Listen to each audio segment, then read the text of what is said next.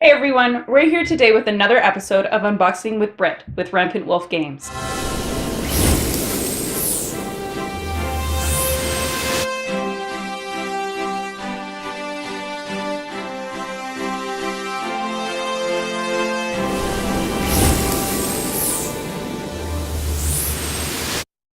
Today we're looking at Waterdeep, Dungeon of the Mad Mage. This is a continuation of the storyline of Waterdeep Dragon Heist. With cooperative play and dungeon crawling aspects that everyone loves, this game lets you dive into a fantasy world to fight whatever lurks in the dark.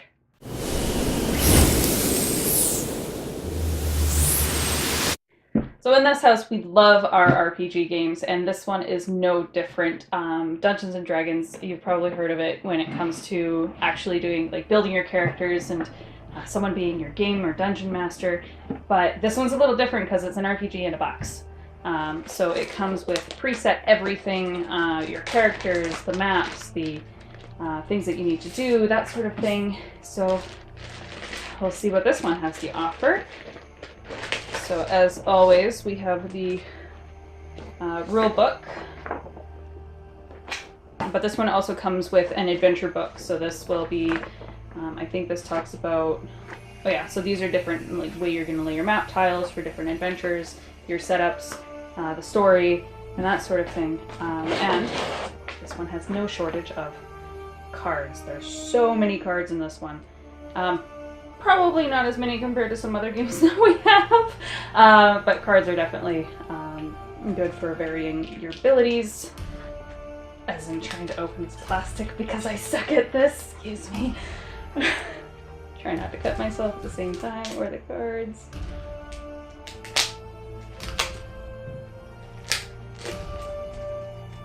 And I'm not going to do 52 pickup today because that would suck. So these are what you would expect when you're fighting enemies. So there's, let's flip to the other side. So your adventure cards, there's your sorcerer cards, daily powers, treasure, your monsters, so to give you the trait of the monsters, what you're going to be encountering, special abilities that they're going to have, and then other things that I don't know how they work, partially because we've never played this one before, but I would imagine that it operates just like the other Dungeons and Dragons themed games, and we have a few of them. So those are the cards. And this one has lots of minis, so these are different. Oh, looks like these ones I'm actually going to have to put together. So different minis here that some of the monsters that we're going to have to face. There's quite a few, and I think from what I've done with other games like this, different color of monster is different, like, difficulty. So I mean, we'll see once we get in, but yeah, there's lots and lots of minis in this one. And then I think these are your heroes. So let's see what we have to offer here.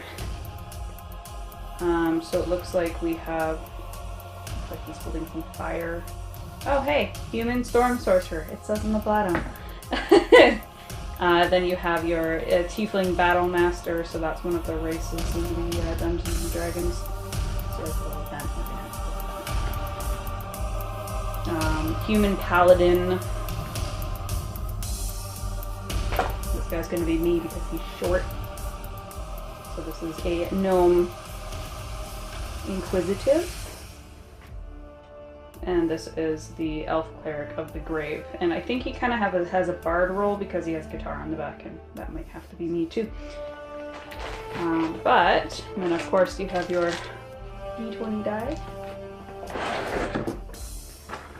And then we have the map pieces.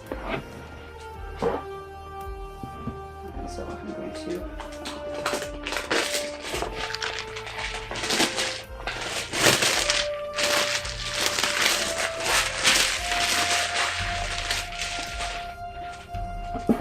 So lots and lots and lots of map pieces in this one, which really helps vary the game, just the sheer amount of things in here. And then in and amid each of the map pieces, there are also your goals, your weaknesses, some sort of like indicators as to what's going on, like whether you're stunned or you need to re-roll or something like that.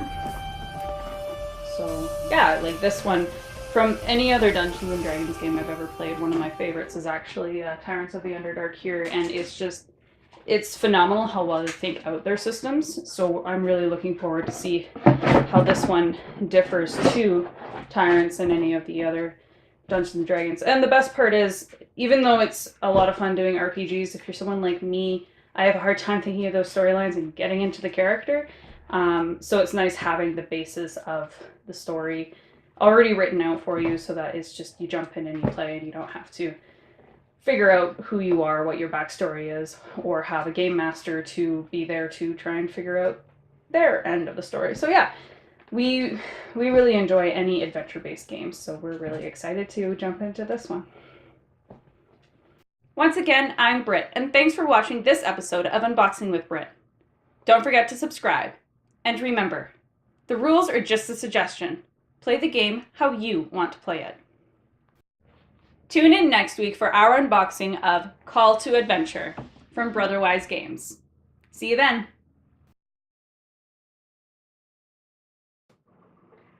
Once again, oh, for freak's sakes!